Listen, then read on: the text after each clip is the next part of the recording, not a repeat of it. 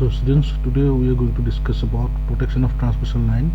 So the requirements of line protection, as we discussed, are: in the event of a short circuit, the circuit breaker closest to the fault should open first, all other circuit breakers remaining in a closed position. So the nearest circuit breaker, which is nearest to the fault, that should only open. Other circuit breakers should remain in closed position. In case the nearest circuit breaker to the fault fails to open, backup protection should be provided by the adjacent circuit breakers. Okay, and third requirement is that the relay operating time should be as short as possible in order to preserve system stability without unnecessary tripping of circuits. So if primary fails, then the nearest circuit breaker should act as backup protection, and for all protective operations, the operating time should be as small as possible. Okay, the common methods for line protection are time graded overcurrent protection, differential protection, and distance protection. We'll go one by one. So first, time graded protection of transmission line. We'll discuss about two types of feeders: radial feeder and parallel feeder. So this is for radial feeder. The radial feeder can be protected by using two types of relays. First one is definite time relays, and second one is inverse time relays. We know what are the inverse time relay, where the operating time is inversely proportional to the actuating quantity. Okay, and definite time relay is that the operating time is a certain definite amount irrespective of the actuating quantity magnitude. That is, it does not depend on the value of the fault current magnitude. Rather, it will depend, the operating time is a certain definite time, whereas here operating time is inversely proportional to the fault current. Okay, if it is a overcurrent relay. So first, this example is shown for a radial feeder where power is being flown from the generator side to load side. Okay, as you can see, the operating time versus the distance curve, the farthest circuit breaker or the farthest relay will have the least operating time. Okay, the next one will have greater operating time. So for this example here, the farthest one is D. The operating time is the least one. Then here operating time of C is greater than operating time of D, which is 1 second. So gradually it is increasing, and the relay which is nearest to the source will have the highest operating time. So that is one disadvantage of this particular arrangement or protective scheme, where if the line is very lengthy, okay, if the distance of the line, length of the line is large, then the circuit breaker which is nearest to the source will have very high operating time, which is undesirable, because we already discussed that operating side of time of the relays or the protective scheme should be as small as possible. So normally up to 2 seconds it can be allowed. So that presents one difficulty with this particular arrangement. Okay, so you can see the operating times are graded. So that's why it is called time graded protection of overcurrent relays for radial feeders. Okay, so this difficulty can be eliminated by using inverse time relays. So this is inverse time relay. Instead of time graded relays, here this ABC are inverse time relays. So we know that in inverse time relays, operating time is inversely proportional to the operating current. So we have already discussed that as we go from the source to the as we move away from the source, the fault current value decreases. Okay, sorry, the fault current value decreases exponentially.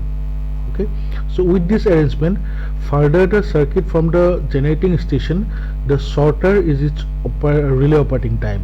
So the C will have least operating time. Sorry, yeah. So with this arrangement, suppose a fault occurs at this location. Okay, so obviously from the graph we can see that a fault in the section BC in this location will give relay time which will allow breaker B to trip out before breaker A, because here you can see operating time of B is less than operating time of A. So at this location, if fault occurs, B will operate first. Okay. Next is very important, time graded protection of parallel feeders. Previously we have discussed about radial feeders, now parallel feeders. So the advantage of parallel feeder operation is that if any one feeder goes out of operation, the second feeder can still supply the load side. So here in this particular example, this is a generator, this is the substation, so this is being fed via a parallel feeder combination. So feeder 1 and feeder 2. So here one peculiar characteristic is that parallel feeders cannot be protected by non-directional overcurrent relays. In previous case, these are all non-directional relays. Non-directional means it allows power to flow in both directions. In directional relays, your power will be flowing only in one direction. If by chance power flows in the reverse direction, the relay will trip the circuit breaker. So here in this parallel feeder protection, this cannot be protected by only non-directional overcurrent relays. It is necessary to use directional relays and also to grade time settings, means also to use time graded relays, just like the previous one. Okay, here only time graded relays were used. Okay, here inverse time relays were used. These are all non-directional, but here along with the time graded relays we need to have directional relays also. Okay, so coming back to this example, each feeder is having on the generator side, okay, non-directional overcurrent relays. Okay, non-directional overcurrent relays. And another very important point regarding this relays are that they are inverse time relays also. So non-directional as well as inverse time relay. As the current increases, operating time decreases for these relays, and these are non-directional. The second set of relays for this parallel feeder protection is that these are directional relays and instantaneous in nature. So no intentional time delay is there in the operation of these relays. They are instantaneous in nature and they are directional. Directional means for this arrangement, power should flow from the generator side to substation side only. So if power flows in this direction via both these feeders, they will not trip the circuit breaker. However, if power by chance flows in the reverse direction, as in the direction of these arrows, then the relays will trip the circuit breaker. Okay, so on the substation side, these are directional and instantaneous. Instantaneously they will trip if power flows in the direction of the arrows, whereas on the generator side these relays are inverse time relays and non-directional. Okay, now suppose a fault occurs in the location shown in the feeder 1. Okay, so this fault will be fed via two paths. One is from generator via relay A then to the fault location. Another path is generator via this feeder, which is relay B, relay Q, then via the substation, then via P to the fault location. So if this feeder is to be taken out of service because fault has occurred, we need to take this out of the service. This should be isolated. So we need to disconnect this feeder from both sides, not only via one side. So both these circuit breakers should be tripped if there is a fault in between these two relays in any section. Okay, so let's discuss this part. So fault current will flow via this path. This is non-directional, so it will allow the power flow in both direction. Here also power is flowing in conventional direction, so it will not trip. It will go to the substation. Via substation it will pass through relay P, but here direction is in the direction of the arrows, so it will trip.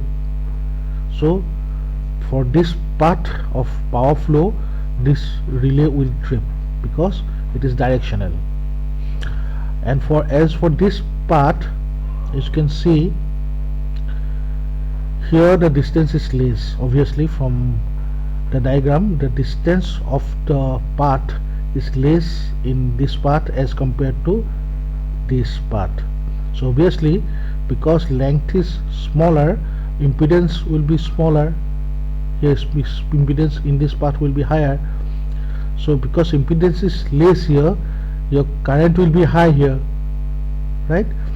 So because current is high in this part, then current in this part, so these are inverse time relays. So because in this part current is higher, its operating time will be lesser as compared to operating time of this relay B. Okay, so for this part this relay will be tripped, and for this part, because the operating time of this is lesser than this one, this will trip. So like this, both these relays will be tripped on both ends of this feeder 1. That's how your time graded protection of parallel feeders is achieved. Okay, that's what it is explained here. Next one is differential protection. See, first there were 3 common methods of line protection. Time graded we discussed. Now next one is differential protection. So differential protection is based on the principle that under normal conditions, the current entering on one end of the line is equal to that current leaving on the other end of the line. Obviously, so as soon as fault occurs between the two ends of the line, this condition of current entering equal to current leaving, this condition no longer holds, and difference of incoming and outgoing current is arranged to flow through a relay which operates the circuit breaker to isolate the faulty line. Just like a normal differential protection, there will be two CTs, identical CTs on two ends of the line, and under normal condition, when there is no fault, under no fault condition, the CT secondary currents will be equal, and the relay, they are arranged in such a way that under normal condition, when there is no fault, the relay operating current is 0. So a slight difference, a slight modification is made to the normal differential protection when it is applied to protection of lines. So first modification takes form in the form of a method called as merge price voltage balance system. Okay, so here identical CTs are placed on each phase of both ends of the line. The pair of CTs in each line is connected in series with relay in such a way that under normal condition their secondary voltages are equal and in opposite. That means they balance each other, the secondary voltages of the CTs. So here you can see these are identical CTs, and the connection between these two CTs via pilot wires are made in such a way that when there is no fault under normal condition, the secondary voltages of these CTs are equal and in opposite of each other. So there is no potential difference existing, means the current will balance each other. Okay, so under healthy condition, this is for showing for one phase. So for all three phases, the arrangement will be similar. So under healthy conditions, the current entering one end of the line is equal to the current leaving. Okay, therefore equal and opposite voltages are induced in the secondaries of the CTs. The result is no current flows through the relays. Now if there is a fault in between the line, in between the CTs, then obviously fault current will flow to the fault location via the fault path. It will be going to the source. So obviously current entering the line will be higher than current leaving the line if power flow is in this direction, right? Current entering will be higher, so secondary voltages of the two CTs obviously no longer be equal, and this will set up a potential difference between these 2 points, and due to this potential difference a current will flow. via the pilot wires, and if that current is greater or equal to the pickup value of the relay will trip the circuit breakers. Okay, so that's how both the circuit breakers will trip in case of a fault in the line. That is what is the method? Merge price voltage balance system. The only modification is that these pilot wires are arranged in a fashion that the secondary voltages are equal and opposite under normal condition. Okay, next, distance protection of the line. Both in time graded and pilot wire system, means this one pilot wire, are not suitable for protection of very long high voltage transmission line. Okay, the time graded will give unduly long time delay in fault clearance at the generating station, and when there are more than 4 or 5 sections, okay, if the line is very long, then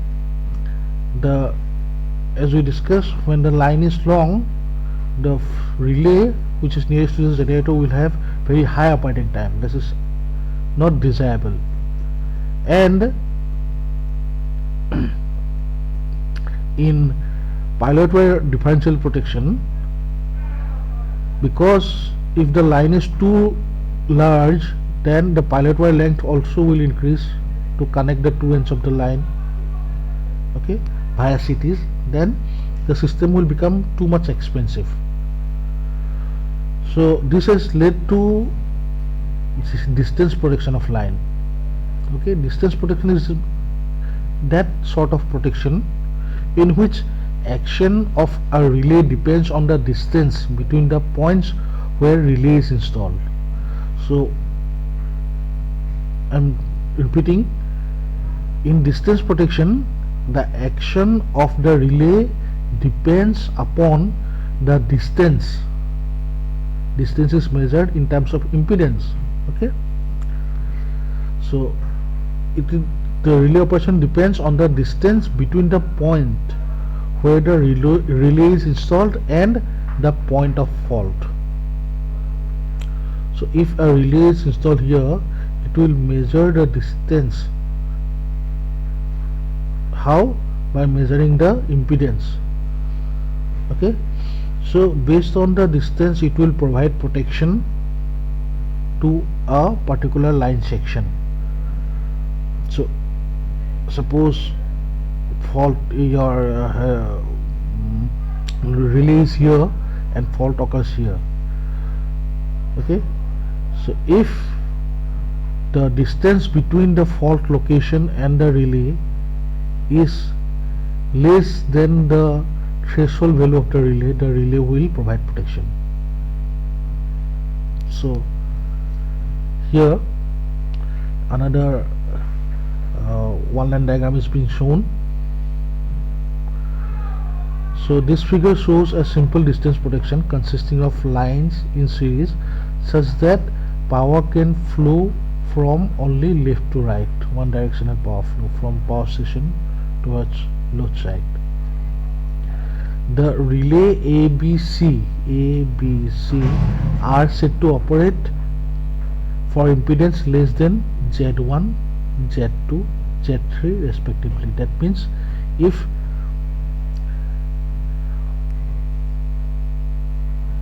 the distance or the impedance between the relay and the fault location lies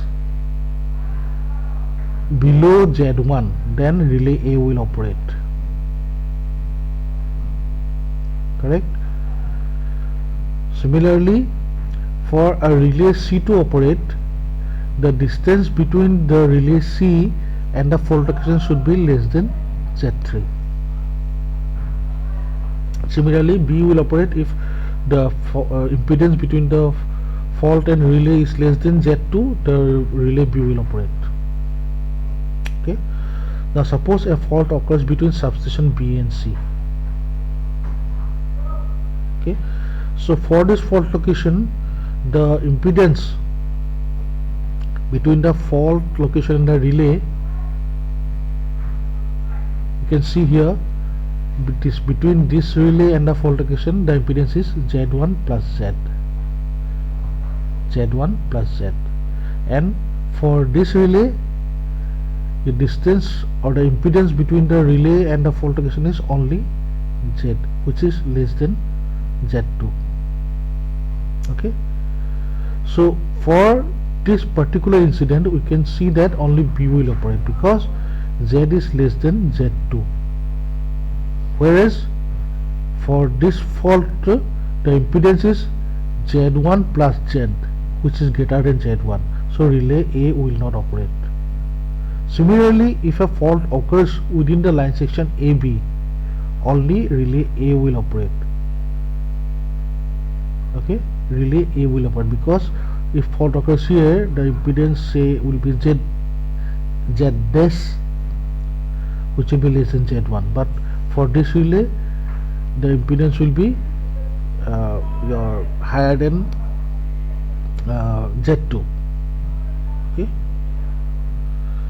So in this manner, instantaneous protection can be obtained for all conditions of operation. Now in actual practice, it is not possible to obtain instantaneous protection for complete length of the line due to inaccuracies in relay elements and instrument transformers.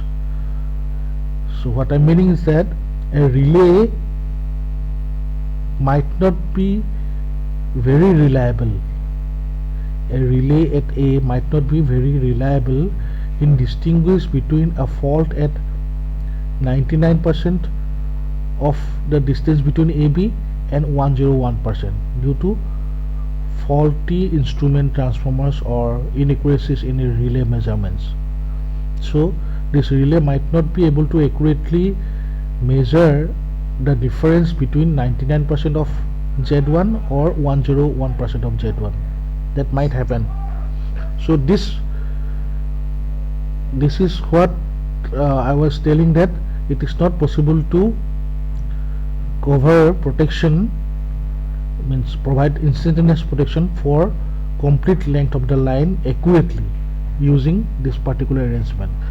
And this difficulty can be eliminated by 3-zone distance protection. We'll discuss what is 3-zone distance protection. Okay, so I hope you have understood so far. One important topic is left out, which is 3-zone distance protection. How this particular difficulty of not being able to distinguish between 99% and 101% can be eliminated, because this particular section from 99%, say I'm just giving an example, 99% and 101% is left unprotected by this relay now. So we need to overcome this difficulty. That will be done by 3-zone distance protection, where all the points on the line will be covered by this distance protection. We'll see how. Okay.